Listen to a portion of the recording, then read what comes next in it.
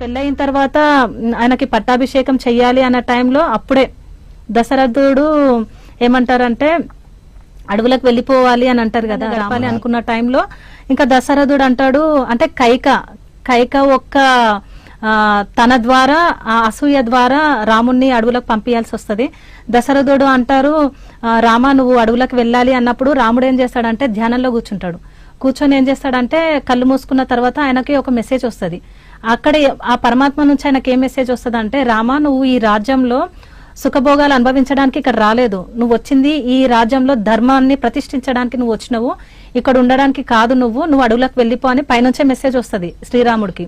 వచ్చిన తర్వాత కళ్ళు తెరిచి పితృవాక్య పరిపాలన అని చెప్పేసి రెడీ అయిపోతాడు, నేను ఇక్కడ ఉండకూడదు, నేను వెళ్ళిపోవాలి అంటే కోపం వస్తుంది. ఏంటి నేను అడవులకు పంపిస్తాడా అని చెప్పేసి కత్తి తీస్తాడు అనమాట. తీసేసి తండ్రి మీదకి వెళ్ళిపోతాడు. వెళ్ళినప్పుడు అడ్డుకుంటాడు అనమాట రాముడు. లేదు లక్ష్మణ, నాకు ఈ తండ్రి చెప్పినందుకు నేను వెళ్ళట్లేదు, పరమాత్మ నుంచి నాకు మెసేజ్ వచ్చింది, ఆ తండ్రి నుంచి వచ్చింది అని. అక్కడ లక్ష్మణుని ఎందుకు ఉండలేదు అంటే కోపము, ఆయన కోపం ఉంది, అన్న మీద ప్రేమతోటి తండ్రి మీద కోపం వచ్చింది కదా, ఇక్కడ ఉంటే ఏమన్నా చేస్తాడని చెప్పి ఆయనను కూడా తీసుకొని అడవులకు వెళ్ళిపోతాడు. సో అలా తనను తీసుకెళ్లాల్సి వచ్చింది. అయితే దీంట్లో ఇంకోటి ఏంటంటే సార్, ఇప్పుడు సీతాదేవి ఇప్పుడు ఒక్క అత్త ఉంటేనే ఒక కోడలు అంత రచ్చ అయిపోతుంది, ఒక అత్తతోనే ఎవరు తట్టుకోవట్లేరు.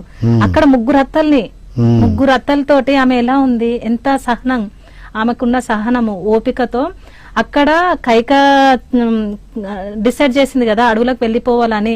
అక్కడ శ్రీరాముడు గాని సీతాదేవి గాని ఎవరి మీద కోపము ద్వేషం ఏమీ లేదు, అక్కడ విధిని అంగీకరించారనమాట. ఇది మన జీవితంలో జరుగుతున్న దాన్ని మనం తీసుకోవాలి, మన రాతలేదు ఉంది కాబట్టి మనం దీన్ని అంగీకరించాలని